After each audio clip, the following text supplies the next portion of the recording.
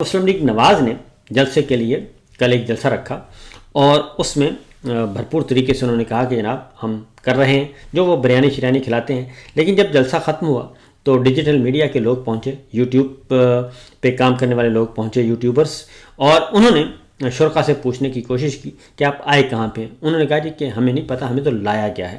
کسی نے کہا 1000 روپے دے کے، کسی نے کہا 2000 روپے دے کے لایا گیا ہے، اور کچھ نے کہا ہم تو صرف بریانی کھانے آئے ہیں، ہم سپاہی اور ٹائیگر عمران خان کے ہیں، ووٹر ہم عمران خان کے ہیں، ان کا تو صرف ہم جائزہ لینے آئے تھے. یہ کہتے کیا ہیں اور کرتے کیا ہیں؟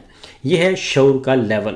اس لیے انہوں نے کہا کہ ہم، اور انہوں نے یہ بتایا کہ بہت سارے لوگ جو ہیں وہ سرکاری ملازم بھی ہیں جو ان کو بلایا گیا تھا زبردستی اور اس جلسے کے لیے. تو یہ تو ہے پاکستان کے عوام کی دلچسپی اور ان کے ساتھ جڑا رہنا. یہی وجہ ہے کہ کل عمران خان صاحب سے ملاقاتوں کا دن تھا، لیکن عمران خان صاحب سے ملاقاتیں نہیں کروائی گئیں، اور یوم آزادی پہ، یوم پاکستان پہ، عید پہ، تہوار جو آتے ہیں اس میں جیل حکام ویسے ہی نرمی کر دیتے ہیں کہ اگر کوئی قیدی کے آ گئے ہیں عزیز و قارب تو ان کو ملوا دیا جاتا ہے.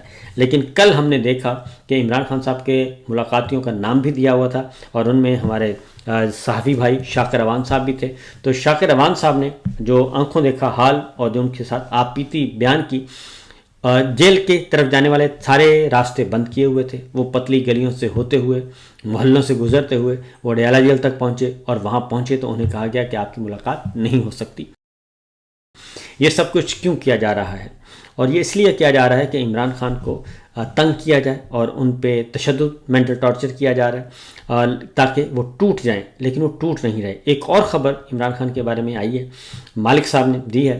وہ کہتے ہیں کہ عمران خان کو گرفتار کرنے سے پہلے ایک انٹیلیجنس اداروں کی رپورٹ تھی، اور انٹیلیجنس اداروں نے یہ رپورٹ دی تھی کہ عمران خان کو اگر تنگ اور تاریک جگہوں پہ رکھا گیا قید کے دوران تو وہ بہت جلد سرنڈر کر جائیں گے اور معاملات طے کر لیں گے. اسی لیے انہیں شروع میں بہت ہی تنگی کی جگہ پہ اٹک لے جا کر ان کو رکھا گیا، اٹک جیل میں.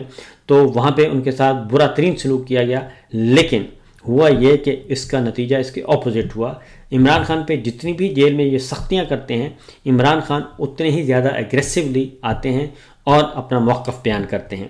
تو یہ تو ہو رہا ہے عمران خان صاحب کے بارے میں، نہ ملاقاتیں کرنے دی جا رہی ہیں، اور دوسرا ان کے بارے میں جتنے اندازے لگائے تھے وہ ہو گئے ہیں غلط.